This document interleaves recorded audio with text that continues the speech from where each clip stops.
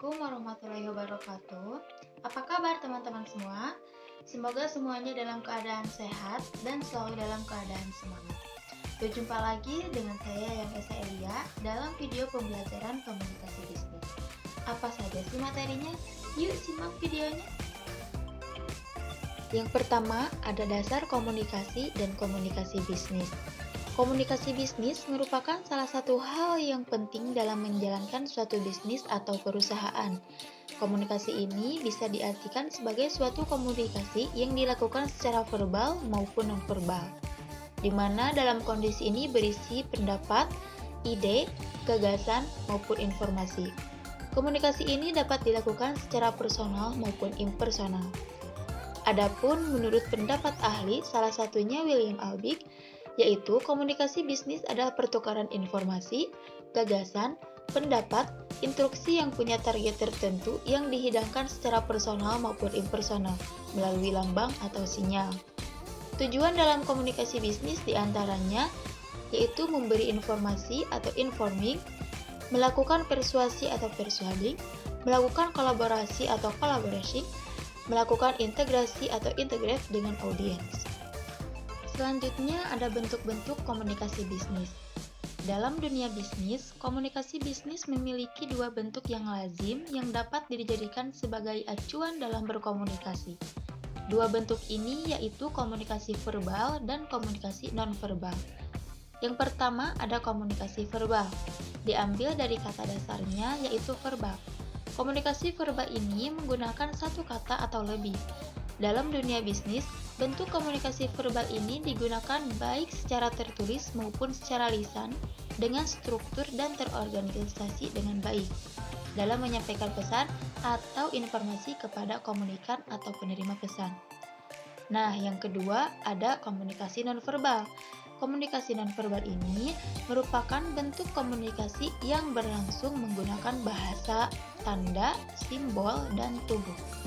Namun, simbol atau tanda-tanda tersebut dapat memberikan pelukisan atau deskripsi apa yang disampaikan. Namun juga komunikasi nonverbal ini hanya bisa dilakukan secara lisan, kecuali pada sandi Morse yang merupakan bahasa nonverbal, melainkan menggunakan metode tertulis. Nah, di sini ada perencanaan pesan-pesan bisnis. Perencanaan pesan bisnis adalah proses komposisi penyusunan pesan bisnis. Proses itu sendiri terdiri dari perencanaan tujuan audiens, ide, saluran perorganisasian, ide membuat draft, rangkai kata, kalimat atau paragraf, dan merevisi. Tujuan dalam perencanaan bisnis harus dievaluasi apakah tujuan realistis, waktu tepat, dan dapat diterima. Penulisan dan revisi pesan bisnis.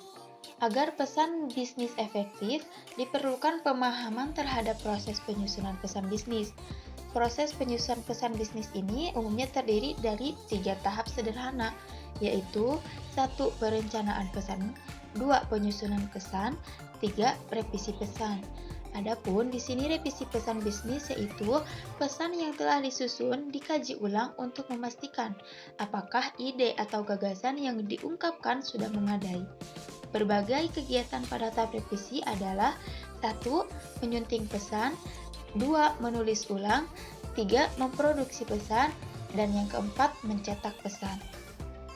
Selanjutnya ada perencanaan, pengorganisasian, dan revisi pesan bisnis. Sebelumnya sudah saya jelaskan, perencanaan pesan bisnis adalah proses komposisi penyusunan pesan bisnis. Nah, proses itu sendiri terdiri dari perencanaan, tujuan audiens, ide, saluran, pengorganisasian ide, membuat draft, merangkai kata, kalimat atau paragraf, dan merevisi. Untuk pengorganisasian sendiri, pesan yaitu ialah suatu kegiatan yang telah digunakan untuk dapat mengatur ide-ide dengan berurutan, logis, serta tidak bertele-tele. Untuk revisi pesan bisnis sama halnya juga yang sudah saya sebutkan sebelumnya, yaitu pesan bisnis yang telah disusun dikaji ulang untuk memastikan apakah ide atau gagasan yang diungkapkan sudah memadai. Yang selanjutnya yaitu penulisan pesan positif, pesan negatif dan pesan persuasif. Di sini saya akan menjelaskan terlebih dahulu tentang pesan positif. Pesan positif adalah pesan-pesan bisnis yang memberikan kesan menyenangkan. Permintaan pesan rutin dan positif menggunakan pendekatan langsung atau deduktif. Contohnya seperti yang ada di layar, ini adalah contoh pesan positif. Bisa dilihat. Oke, kita lanjut. Yang kedua, ada pesan negatif. Didefinisikan sebagai berita buruk yang disampaikan kepada rekan atau partner bisnis yang dapat menghasilkan respon netral, kecewa, marah, atau mempengaruhi emosi konsumen.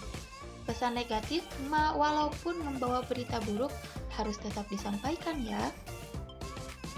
Contohnya seperti yang ada di sini. Apapun itu pesan, maupun baik, buruk, ataupun biasa saja, kalau misalkan dalam perusahaan kita harus tetap menyampaikan kepada konsumen atau kepada karyawannya. Nah, yang terakhir ada pesan persuasif. Pesan persuasif adalah salah satu cara berkomunikasi dari pengirim pesan atau komunikan kepada penerima pesan atau komunikator yang mana memiliki maksud untuk mendorong atau memotivasi atau mengajak penerima pesan supaya menyampaikan ide yang dapat mempengaruhi pola pikir, logika, dan emosional.